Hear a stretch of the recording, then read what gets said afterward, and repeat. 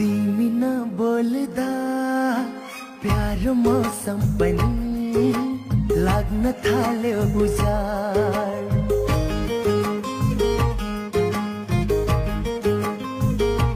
हो तिमी नबोल्दा प्यारो मौसम पनि लाग्न थाल्यो उजाड। तिमी नहाँस्दा जिन्दगी नै पनि लाग्न थाल्यो निराश। जुन झै मुहार त्यो फुल झै जुहार त्यो देख्छु किन हतार।